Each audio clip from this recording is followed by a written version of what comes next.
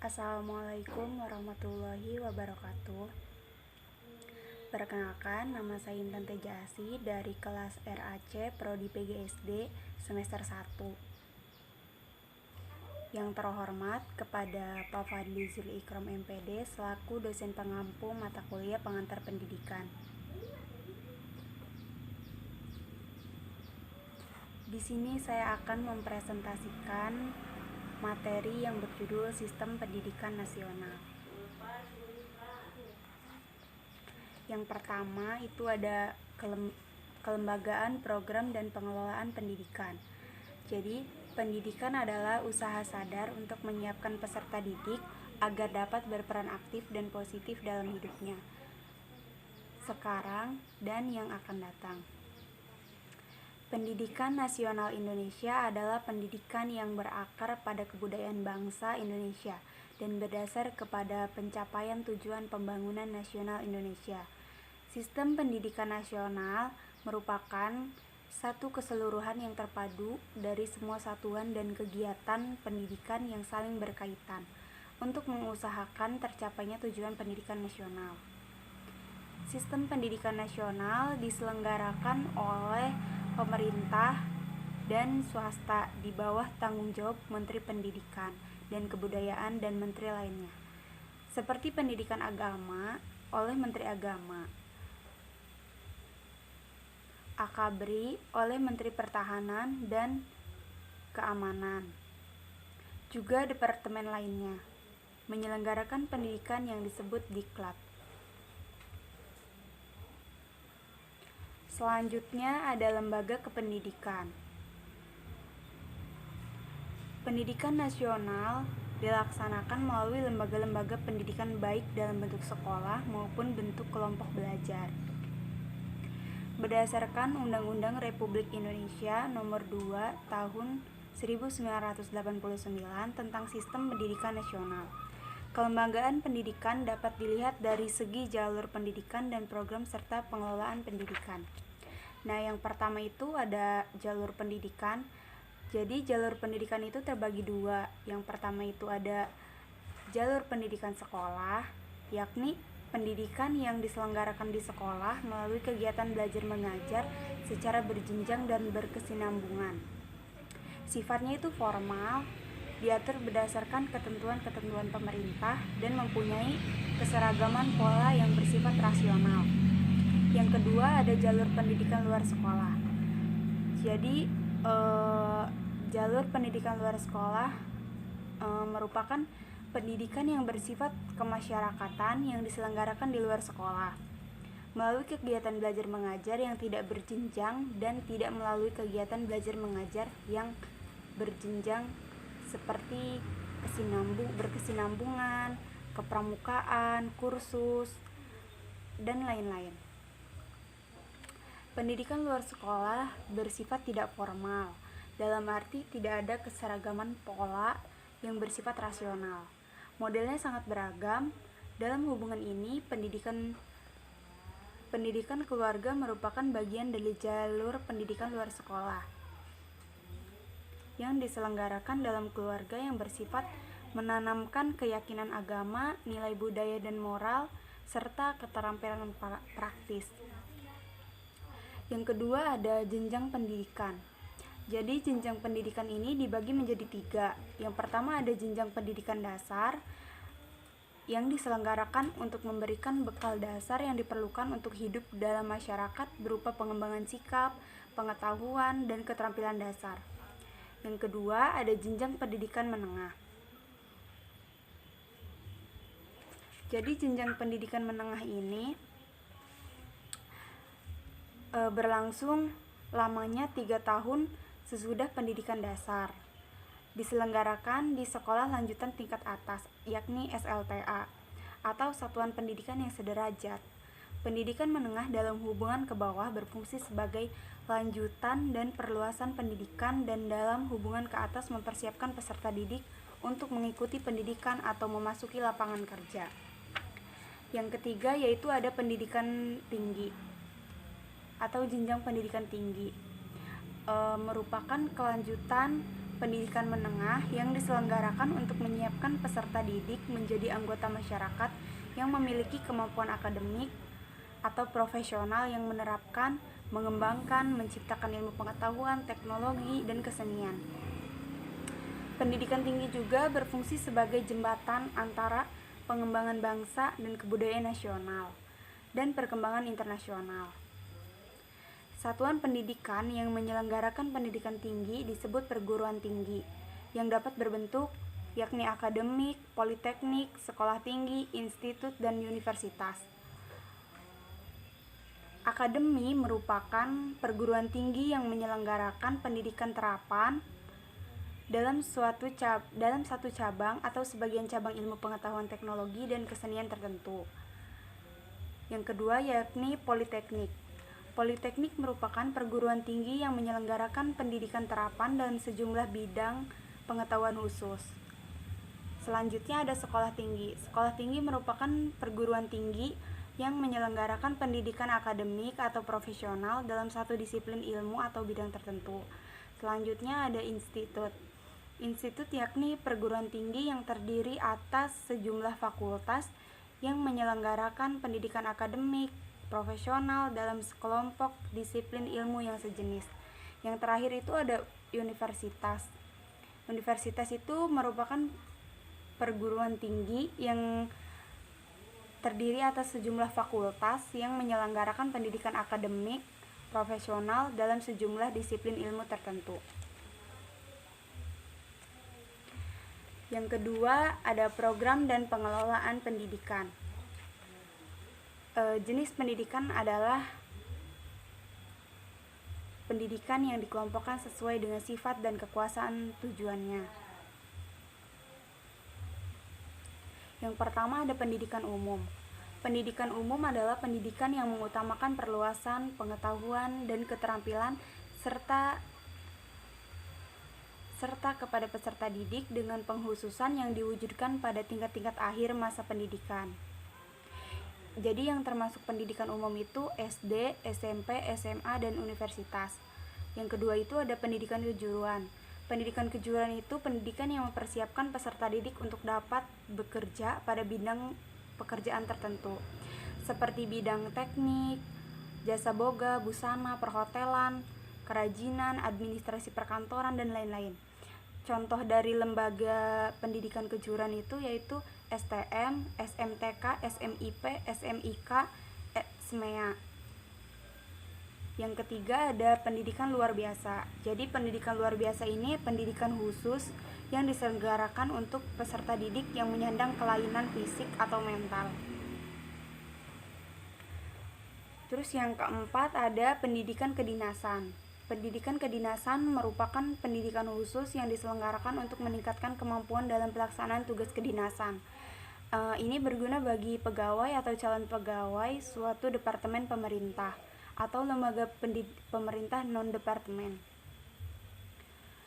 Pendidikan kedinasan dapat terdiri dari pendidikan tingkat menengah dan tingkat tinggi, yang termasuk tingkat menengah itu SPK atau Sekolah Perawat Kesehatan, dan yang termasuk pendidikan tinggi yaitu APDN, Akademi Pemerintah Dalam Negeri. Yang terakhir yaitu ada pendidikan keagamaan. Pendidikan keagamaan merupakan pendidikan khusus yang mempersiapkan peserta didik untuk dapat melaksanakan peranan yang menuntut penguasaan pengetahuan khusus tentang ajaran agama. Jadi yang termasuk pendidikan keagamaan itu contohnya seperti Madrasah Sanawiyah. Terus ada PGAN, Pendidikan Guru Agama Negeri, dan yang tingkat pendidikan tinggi Sekolah Teologia. Ada Institut Agama Islam Negeri dan IHD, Institut Hindu Dharma.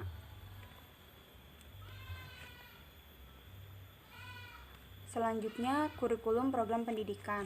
Yang pertama itu ada kurikulum nasional. Jadi kurikulum nasional ini tujuannya yang pertama itu ada terwujudnya bangsa yang cerdas. Yang kedua, manusia yang utuh, beriman dan bertakwa terhadap Tuhan Yang Maha Esa. Yang ketiga, berbudi pekerti luhur. Yang keempat, terampil dan berpengetahuan. Yang kelima, sehat jasmani dan rohani. Yang keenam, berpribadian yang mantap dan mandiri.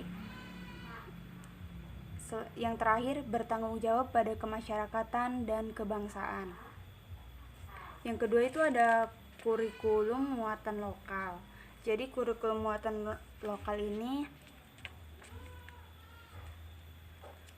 gambaran muatan lokal dalam lampiran keputusan Menteri Pendidikan dan Kebudayaan tersebut dijelaskan bahwa yang dimaksud dengan muatan lokal adalah program pendidikan yang isi dan media penyampaiannya dikaitkan dengan lingkungan alam, lingkungan sosial, dan lingkungan budaya serta kebutuhan daerah.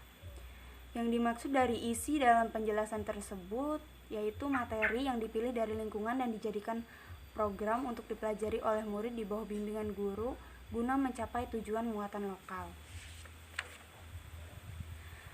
Jadi tujuan muatan lokal ini yakni melestarikan dan mengembangkan kebudayaan yang khas daerah. Yang kedua, mengubah nilai dan sikap masyarakat terhadap lingkungan ke arah yang positif.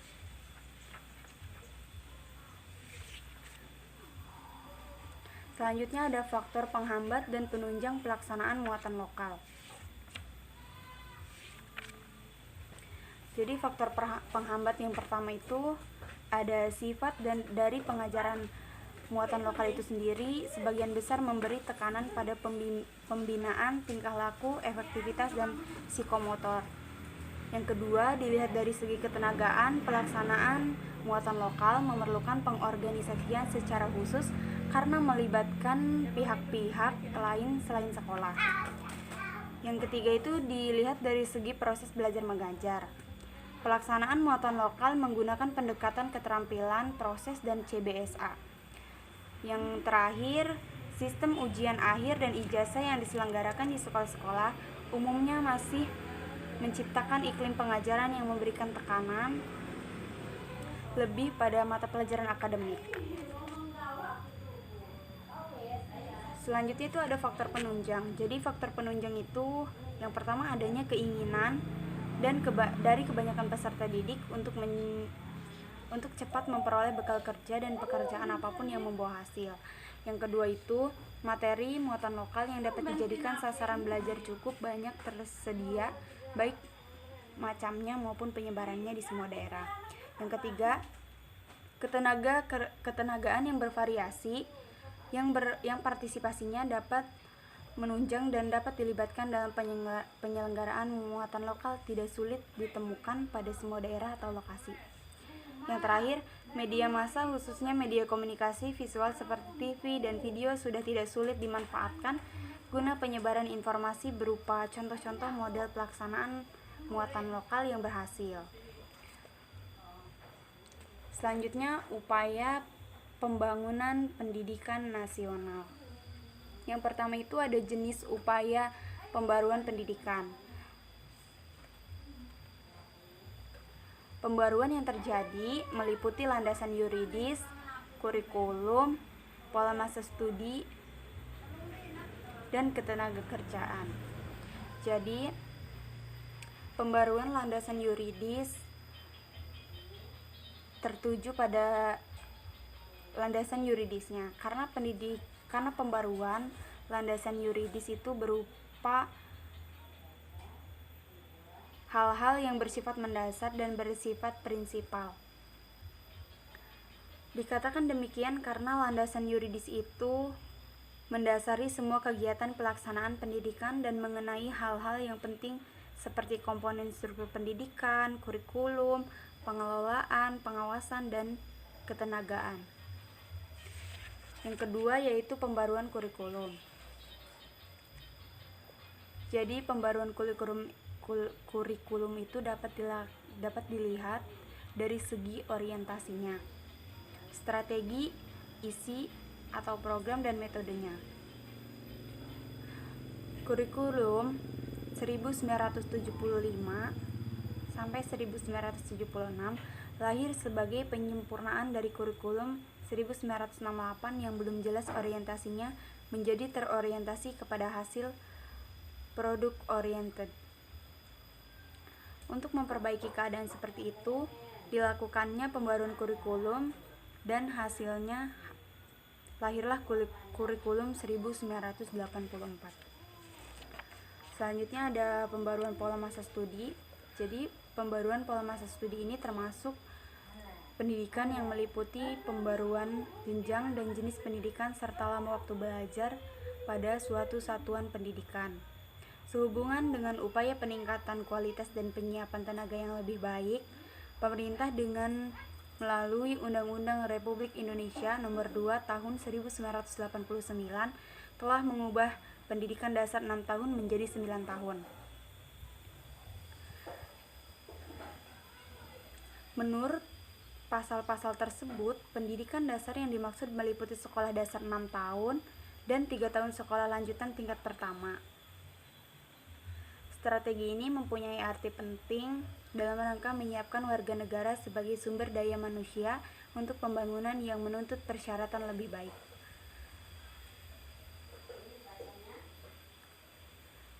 Yang terakhir itu ada pembaruan tenaga pendidikan. Di samping pembaruan landasan yuridis dan kurikulum, pengembangan sistem pendidikan nasional juga menyentuh pembaruan komponen lain, yaitu tenaga kependidikan. Yang dimaksud dengan tenaga kependidikan adalah tenaga yang bertugas menyelenggarakan kegiatan mengajar, melatih, meneliti, mengembangkan, mengelola, dan memberikan pelayanan teknis dalam bidang tertentu. Hal tersebut tercantum dalam Undang-Undang Republik Indonesia Nomor 2 Pasal 7 Nomor 2 Bab 7 Pasal 27 Ayat 1.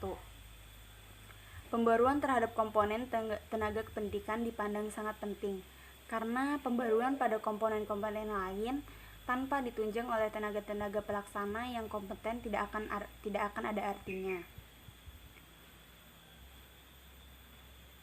Yang kedua, dasar dan aspek legal pembangunan.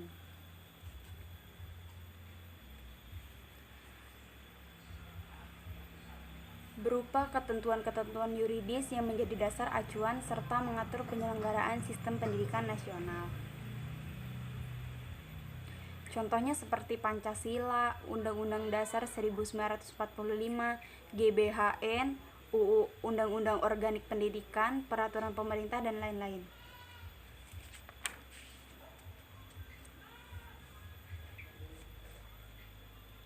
Di dalam semua ketetapan itu terlihat adanya kesinambungan yang mencakup program utama pembangunan pendidikan. Yang pertama itu ada perluasan dan pemerataan kesempatan mengikuti pendidikan. Yang kedua, peningkatan mutu pendidikan. Yang ketiga, peningkatan relevansi pendidikan. Yang keempat, peningkatan efisiensi dan efektivitas pendidikan. Yang kelima, pengembangan kebudayaan. Yang keenam, pembinaan generasi muda. Keenam macam program pokok sebagai kebijakan pembangunan sistem pendidikan tersebut sejalan dengan Undang-Undang Dasar 1945, yakni bahwa pengembangan pendidikan bermaksud mewujudkan cita-cita kemerdekaan, yaitu mencerdaskan kehidupan bangsa agar tercipta kesejahteraan umum dan dapat melaksanakan ketertiban dunia yang berdasarkan kemerdekaan, perdamaian abadi, dan keadilan sosial. Terima kasih.